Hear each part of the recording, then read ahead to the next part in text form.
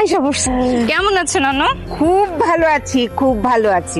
এত ইমোশনাল হওয়ার কিছু নাই দাদি, 2 দিনের অতিথি, 2 দিন পর আবার শহরে চলে যাবে। রুদ্র না, কেমন আছো? তোমাকে তুমি খেয়ালই করি নাই।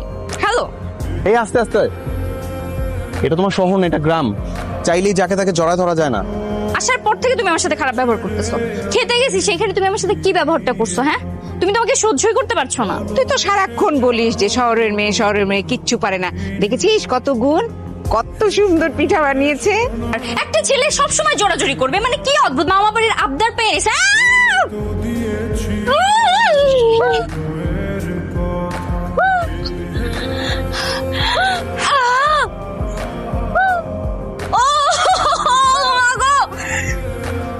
দেখছো, আমি যা সন্দেহ করছিলাম তাই। এই পিঠার মধ্যে ঠিকই কিছু একটা মিশানো ছিল। আমি চাইছি, ভালো করছি। আমি তো চাইছি তুমি এই পিঠা খেয়ে কাঁদো। কিন্তু তুমি এটা কেন করছো? কারণ তুমি আমি যেদিন এই বাড়িতে আসছি কি ব্যবহার করছো তোমার মনে নেই? আমি তো বলি নাই। কোথায় যাচ্ছ? দাঁড়াও বলতেছি।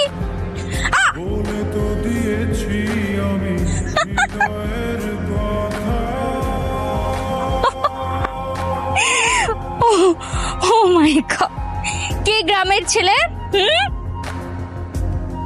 শহরের মেয়ের সাথে দৌড়ে পারলে না? এখন কি বুঝছো আমি সবকিছুতে পারফেক্ট? হ্যাঁ, মেনে নিচ্ছি তুমি সবকিছুতে পারফেক্ট। এবার ঠিক আছে? না, এবার হাত ধরো। আসো। তোমার যদি আমাকে ভালো লাগে, মানে তুমিও যদি আমাকে পছন্দ করো, তাহলে আমাদের কথাটা বাসায় জানাতে পারি, দাদিকে বলতে পারি।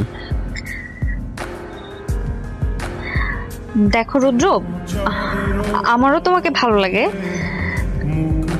আমিও তোমাকে পছন্দ করি, কিন্তু কাজিন ব্রাদার হিসাবে, ভালো বন্ধু হিসাবে। এছাড়া বিয়ে, সারা জীবন একসাথে থাকা, এরকম কিছু তো আমি কখনো ভাবি নাই। আমার জরুরি একটা পরীক্ষা পড়ে গেছে, আমাকে ঢাকা যেতে হবে। তোমার মুখ দেখে কিন্তু মনে হচ্ছে তোমার মনটা খারাপ। বলো তোমা। কিছু হয়নি মামা, ওই হঠাৎ করে পরীক্ষা পড়ে গেল তো, এই জন্য মন খারাপ লাগছে, আর কিছু না।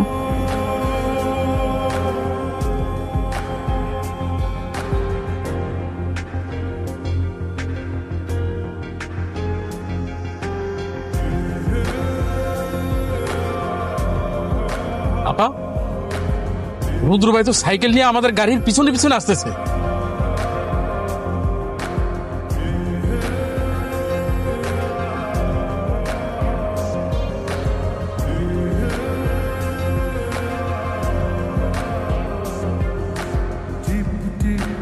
বৃষ্টিতে কি যে ভালো লাগছে, হৃদয়ের কথা বলি। বাড়ি ফিরে চলো। কেন আমি ফিরে যাব? আমি সবার থেকে বিদায় নিয়ে আসছি না?